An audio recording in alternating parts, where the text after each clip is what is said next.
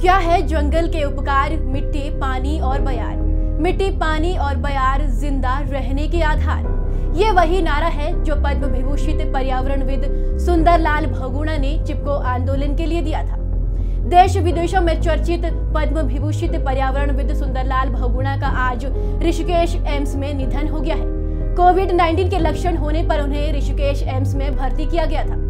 AIIMS के जनसंपर्क अधिकारी हरीश थपलियाल के मुताबिक ब्लड प्रेशर और शुगर लेवल हाई होने के साथ साथ कई बीमारियों से सुंदरलाल बहुगुणा ग्रसित थे। 18 मई को ली गई RT-PCR रिपोर्ट के अनुसार भी उनकी रिपोर्ट पॉजिटिव आई थी। सुंदरलाल बहुगुणा के निधन की खबर से उत्तराखंड सहित पूरे देश और विदेश में शोक की लहर है। आइए एक नजर डालते हैं सुंदरलाल बहुगुणा के जीवन पर। चिपको आंदोलन के प्रणेता सुंदरलाल बहुगुणा का जन्म 9 जनवरी सन 1927 को देवभूमि उत्तराखंड के मरोड़ा नामक स्थान पर हुआ। प्राथमिक शिक्षा के बाद वो लाहौर चली गई और वहीं से BA किया। सन 1941 में मीराबेन और ठक्कर बाबा के संपर्क में आने के बाद यह दलित वर्ग के विद्यार्थियों के उत्थान के लिए प्रयासरत हो गई और उनके लिए टिहरी में ठक्कर बाबा हॉस्टल की स्थापना भी की। दलितों को मंदिर में प्रवेश का अधिकार दिलाने के लिए उन्होंने आंदोलन छेड़ दिया। उनकी पत्नी विमला नौटियाल के सहयोग से इन्होंने सिलियारा में ही पर्वतीय नवजीवन मंडल की स्थापना भी की। सन 1971 में शराब की दुकानों को खोलने से रोकने के लिए सुंदरलाल बहुगुणा ने 16 दिन तक अनशन किया। न सिर्फ देश बल्कि दुनिया में भी प्रकृति और पर्यावरण संरक्षण के बड़े प्रतीक में शुमार सुंदरलाल बहुगुणा ने 1972 में चिपको आंदोलन को धार दी। साथ ही देश दुनिया को वनों के संरक्षण के लिए प्रेरित किया।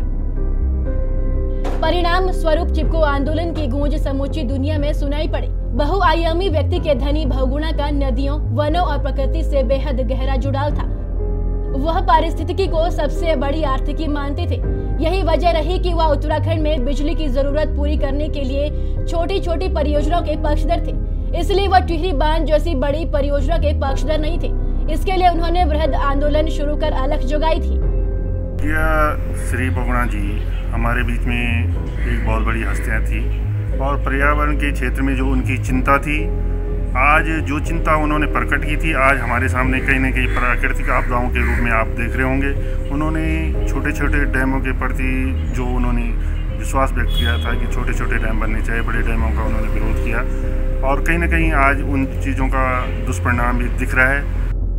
पद्म विभूषण से सुशोभित आदरणीय सुंदरलाल बहुगुणा जी हमारे बीच में नहीं है। मैं अपनी ओर से, अपने पूरे उत्तराखंड विधानसभा की ओर से उनको श्रद्धांजलि अर्पित करता हूँ। ये अपूर्णीय क्षति है क्योंकि उनके द्वारा जो मुख्य जंगलों के बचाने का आंदोलन था, चिपको आंदोलन, उसको प्रेरणा दी थी, उस आंदोलन को बढ़ाया था। कोई भी एक दिन या एक महीना, एक हफ्ता कभी ऐसा रहा हो कि जिसमें उनकी किसी आंदोलन में भागीदारी न रही हो, कभी घर में बैठे रहे हो फुर्सत से साल 2 साल, ऐसा हम कभी नहीं देखते। एक साल, एक महीना, एक हफ्ता, एक दिन वो लगातार रहे। जब खाली रहे, एकदम कुछ भी नहीं, आंदोलन नहीं हो रहे थे, तो वो पैदल हिमालय को नाप रहे थे, गाँवों को नाप रहे थे। देखिए, सुंदरलाल बहुगुणा जी एक गढ़वाली नहीं, उत्तराखंडी नहीं, हमारे देश ही नहीं, पूरी दुनिया में एक बहुत बड़ा नाम थे और विश्व प्रसिद्ध टिहरी बांध के आंदोलन से लेके शराबबंदी का आंदोलन हो, पर्यावरण संरक्षण का आंदोलन हो, वनों को बचाने का आंदोलन हो, चिपको आंदोलन हो, इन सभी में उन्होंने बढ़ चढ़कर अपना योगदान दिया। मुख्यमंत्री तीरथ सिंह रावत ने विश्व प्रसिद्ध पर्यावरणविद और पद्म विभूषण सुंदरलाल बहुगुणा के निधन पर गहरा शोक व्यक्त किया है।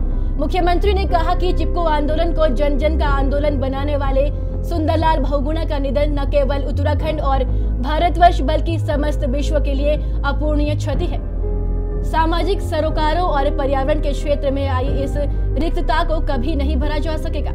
वहीं पूर्व मुख्यमंत्री त्रिवेंद्र सिंह रावत ने भी सुंदरलाल बहुगुणा के निधन पर शोक जताते हुए साफ तौर पर कहा, सुंदरलाल बहुगुणा हम सबके प्रेरणा स्रोत थे।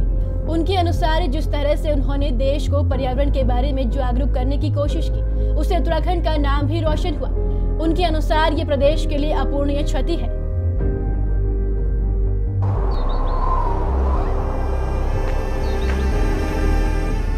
बेखौफ उम्मीद का रंग।